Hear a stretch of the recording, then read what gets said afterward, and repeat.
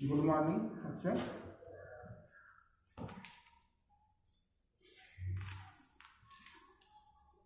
आज class 9th की इस क्लास में आपको जो है चैप्टर नंबर 2 में जो है लेक्चर नंबर 2 के माध्यम से 1 और 2 के माध्यम से सामाजिक परिवर्तन के बारे में बताया गया था। रूस में सामाजिक परिवर्तन, यूरोप महाद्वीप में सामाजिक परिवर्तन के बारे में और वहाँ के समाज के बारे में उदारवादी रेडिकल विचारधारा के लोग, रूढ़िवादी विचारधारा के लोग बताया गया था। यूरोपीय औद्योगिक समाज और सामाजिक परिवर्तन के बारे में आपको अध्ययन कराया गया। इसके बाद यूरोप में समाजवाद का आगमन कैसे हुआ, समाजवाद कैसे आया यूरोप में, तो और समाजवाद के लिए लोगों का समर्थन कैसे मिला। यहाँ तक आपका क्लास हो चुका था। आज तीसरे लेक्चर के माध्यम से आपको रूसी क्रांति के बारे में बताया जाएगा, रशियन रिवॉल्यूशंस के बारे में बताया जाएगा। तो रूस को यूरोप के पिछड़े राष्ट्रों में गिना जाता था। यूरोप महाद्वीप में रूस जो है एक पिछड़ा हुआ देश था, ऐसा गिना जाता था पहले। 1917 की अक्टूबर की सफल क्रांति ने राजशाही को उखाड़ फेंका था। रूस में अब रूस की सत्ता पर समाजवादियों का आधिपत्य हो गया था। समाजवादी की सरकार बन चुकी थी रूस में। फरवरी 1917 में राजशाही के पतन को फरवरी की क्रांति और अक्टूबर की घटनाओं को अक्टूबर की क्रांति के नाम से जाना जाता है। यानी यह कह लीजिए कि रूस में दो क्रांतियां हुई, एक तो फरवरी की क्रांति और दूसरा अक्टूबर की क्रांति। फरवरी की क्रांति, तो रूस में जो क्रांति हुई ये मुख्य रूप से जो वहाँ का शासक था उसकी गलत नीतियों के कारण, गलत विचारों के कारण हुई। उसमें राजनीतिक भ्रष्टाचार, साधारण जनता एवं सैनिकों की दुर्दशा के कारण एक क्रांति हुई रूस में और वहाँ एक वातावरण पनप गया। एक छोटी सी घटना ने इस क्रांति का शुरुआत हुआ, इस क्रांति से शुरुआत हुई और यह 2 चरणों में पूरा हुआ। रूसी क्रांति 2 चरणों में पूरा हुई, फरवरी की क्रांति तथा अक्टूबर की क्रांति। तो फरवरी की जो क्रांति हुई उसकी शुरुआत रोटी खरीदने का प्रयास कर रही थी। इस क्रांति की शुरुआत रोटी खरीदने का प्रयास कर रही महिलाओं के प्रदर्शन से हुई। रूस में जो फरवरी की क्रांति हुई उसमें महिलाएं जो थीं वो रोटी खरीदने का प्रयास कर रही थी।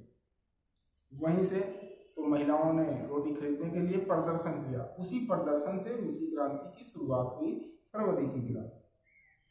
फिर मजदूरों का एक साधारण या आम हड़ताल हुआ जिसमें सैनिक और अन्य लोग भी शामिल थे, तमाम लोग शामिल थे।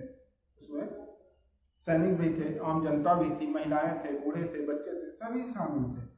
फिर 12 मार्च 1917 को राजधानी सेंट पीटर्सबर्ग, तो रूस का जो राजधानी था उस समय वो सेंट पीटर्सबर्ग क्रांतिकारियों के हाथों में आ गई।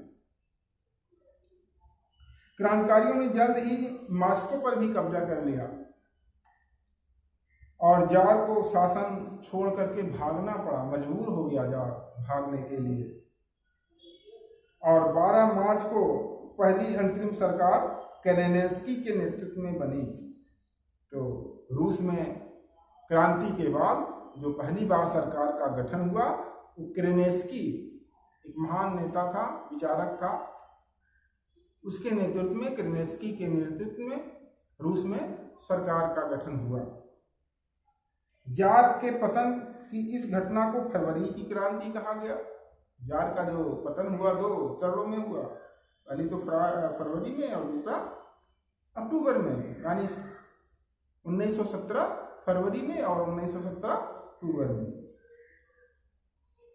क्योंकि पुराने रूसी कैलेंडर के अनुसार यह क्रांति 27 फरवरी को हुआ था, 2017 को घटित हुआ, इसलिए इसे फरवरी की क्रांति के नाम से हम जानते हैं इतिहास में। परंतु जार का पतन क्रांति का आरंभ मात्र था, यानी जो फरवरी की क्रांति थी वो केवल जार के शासन का अंत होने का शुरुआती दौर था। लेकिन अक्टूबर की जो क्रांति हुई रूस में, वो पूरा तख्ता पलट हो गया।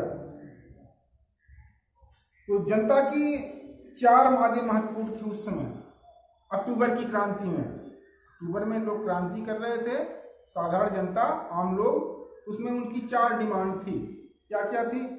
शांति रहे, यानी हमारे राष्ट्र में शांति हो, शांति स्थापित हो, भूमि का स्वामित्व जोतने वालों को मिले, यानी जो मजदूर वर्ग हैं, खेतों में काम कर रहे हैं, उनको वही हकदार हों भूमि के। असली हकदार कौन हो? जो खेतों में काम कर रहे हैं, वही मालिक हों खेतों के। कारखानों पर मजदूरों का नियंत्रण रहे, कारखानों पर मजदूरों का भी नियंत्रण हो, और गैर रूसी जातियों को समानता का दर्जा मिले। जो रूस में बसे हुए और भी लोग हैं, दूसरे देश के हैं, उनको भी एक समान नजरिए से देखा जाए, यानी समानता का अधिकार उनको भी मिले। रूस की अस्थायी सरकार इनमें से किसी भी मांग को पूरा ना कर सके। तो रूस की जो सरकार बनी थी, पहले जार की सरकार थी, तो किसी मांग को नहीं मानी, उन 4 मांगों में से किसी मांग को नहीं मानी, अतः उसे जनता का समर्थन खो दिया। लेनिन जो फरवरी की क्रांति के समय स्विट्जरलैंड में जीवन बिता रहा था, अप्रैल में रूस लौट आया। उसके नेतृत्व में बोल्शेविक दल की पार्टी ने युद्ध समाप्त करने, किसानों को जमीन देने तथा सारे अधिकार सोवियतों को देने की स्पष्ट नीतियां सामने रखी।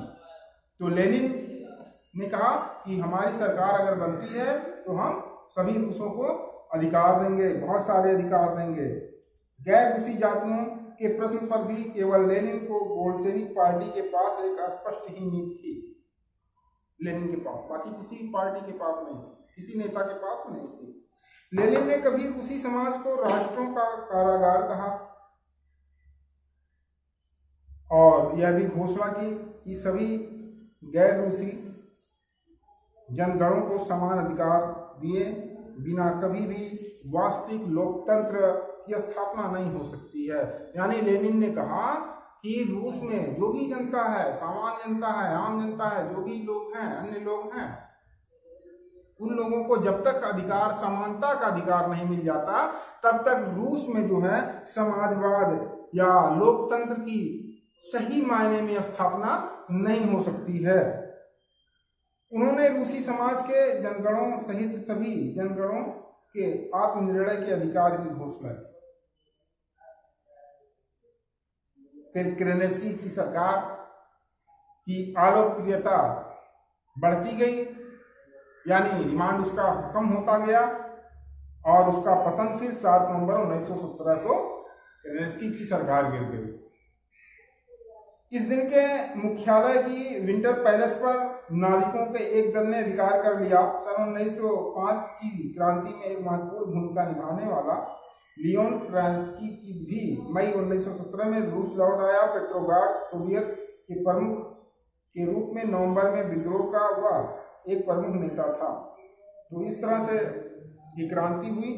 इस क्रांति के बाद केरेन्स्की की सरकार का भी जब पतन हो गया, उसके बाद लेनिन के नेतृत्व में दोबारा पुनः सरकार का गठन हुआ। यानी अब रूस का शासक कौन हुआ? लेनिन हुआ, जिसने समाजवाद की दिशा में कई महत्वपूर्ण कदम उठाए। तो लेनिन एक महान जो है नेता था, जिसने समाज के लिए बहुत सारे काम किए, बहुत महत्वपूर्ण कदम उठाए। इस प्रकार सन 1917 की रूसी क्रांति संसार की पहली सफल क्रांति या समाजवादी क्रांति थी। इसने समाजवाद की स्थापना की सही मायने में लेनिन के नेतृत्व में। तो ये रूस की क्रांति इस तरह से हुई। इसके बाद जो है वर्ष 1914 की रूसी समाज के बारे में हम अध्ययन करेंगे। आज की क्लास में बस इतना ही। Thank you.